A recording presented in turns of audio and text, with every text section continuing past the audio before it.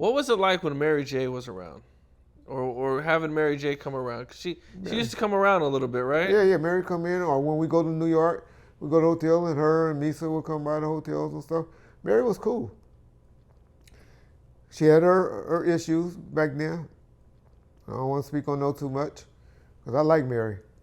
I like where she's at now, what she's doing now on the Power series, and her music, how she's trying to be a positive and a good person. But Mary was married, but she was young then. And like I said, had some addictions then, but was cool.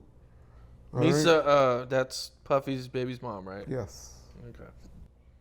Just for the people who don't, probably aren't too, might not, there's probably some new people out there that probably don't know that Suge and Misa used to hook up. Correct. Right? Yep. How long were they hooking up for? Who knows? We saw her, I remember her and, but she was married then, but her and, what's that boy name? Her and Russell Simmons' wife, or ex-wife at the time, at a strip club when we was out there finishing up the Koch deal. And that would have been 2002, like January of 2002.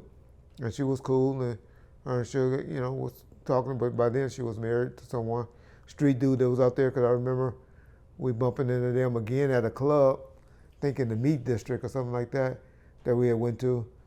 And that was the first time that's why I knew Suge didn't even know who Von Zip was. But I had to tell him at that club, saying, you know who that nigga is? Because he walked up and introduced himself to Suge and all that. Suge was like, no. I said, that's Von Zip. That's the nigga that's supposed to have something to do with the, the Tupac murder and all of that. And Suge was like, oh, okay. Didn't say much. But yeah. Okay. But yeah, we was out there partying with them, and like January, sometime in January of 2002, when Suge went out there and did the Wendy Williams show on her radio station and all that week, because we was out there finishing up the deal with Koch Entertainment. Yeah. So I do want to ask you one more before we get out of here. Now, Gene Deal's been doing a lot of interviews, and some of the stuff that he says is completely against everything that we kind of know to be fact. Okay. One of the things that he said, though, that I don't know, it did make sense to me, but I don't know if it was true or not, that I wanted to ask you about, was he said that when Orlando started shooting at him, that he was trying to reach for a gun or the stash spot in the back of the BMW, and that's why he was trying to get into the back seat. Yeah. Is there any truth to that? Well, that's like me saying, and shout out Big Gene Deal. Try not to have any beef or back and forth with him anymore. But that's like me giving an opinion of what happened with when Biggie and him got shot. Right. It wouldn't be nothing but what I believe or an opinion. Right, it wouldn't be credible. It wouldn't be credible at all. It'd just be my opinion. But let me just say this. The stash box wasn't in the back seat.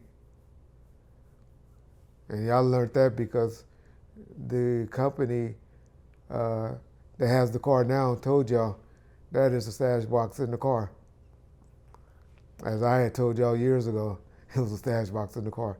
Right, you've mentioned a few times that there were, I believe, 2 guns in the car.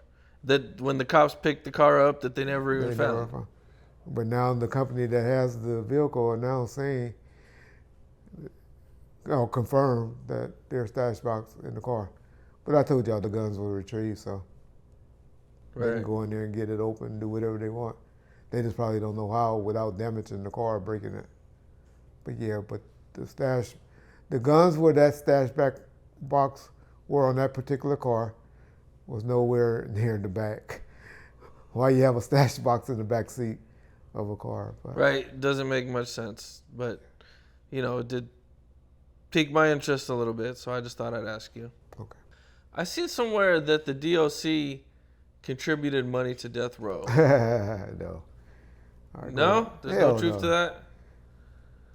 Okay, how do you feel about Snoop giving Harry O a job at death row now? That's a prerogative. What you expect from a disloyal motherfucker. Uh, but I mean, I ain't got no beef with Harry. Everything I hear about Harry from other people was that he was a straight, good up dude. Even with the situation that he was with Suge, reaching back through the bars, helping Suge out. That's a sign of a good dude. Whether he gave the money up or broke, I believe if you make something happen, if you put your name and your reputation on the line to make something happen, then you supposed to eat off of it too.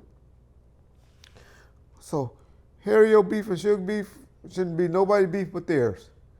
Uh, but like I said, the only thing I ever had against Harry O or spoke negative on Harry O about is I know that for a fact he was down there at the grand jury because he was angry, trying to get out or whatever reason, trying to get death row indicted on the RICO Act.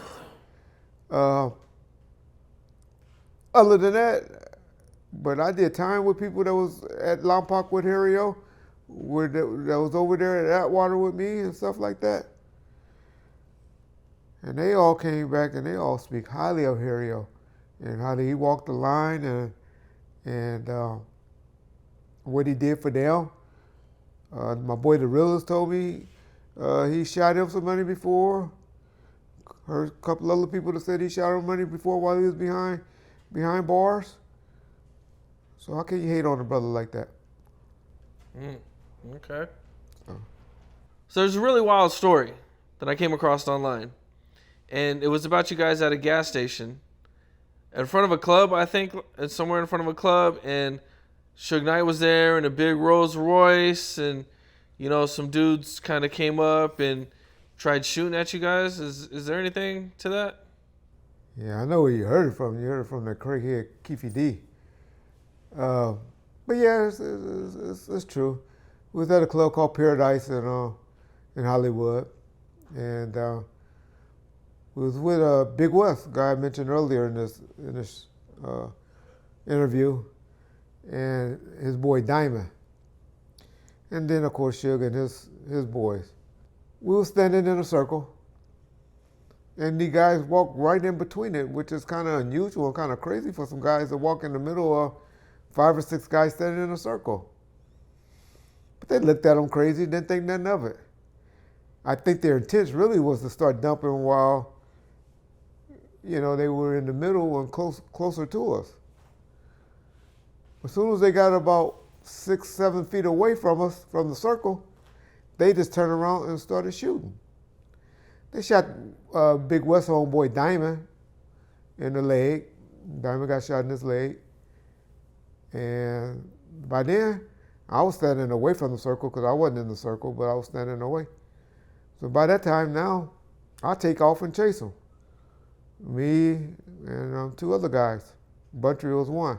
The other person's still alive, so I won't say his name. And we chased him down the alley, right behind this gas station.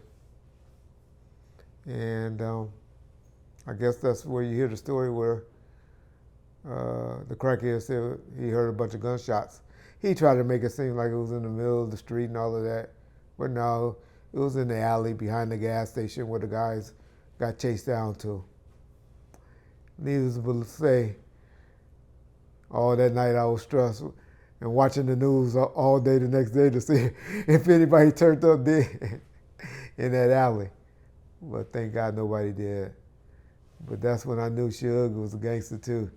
Because as we were down there chasing after the dude, he came pulling up Code 3, which means fast and quick, in that Rolls Royce.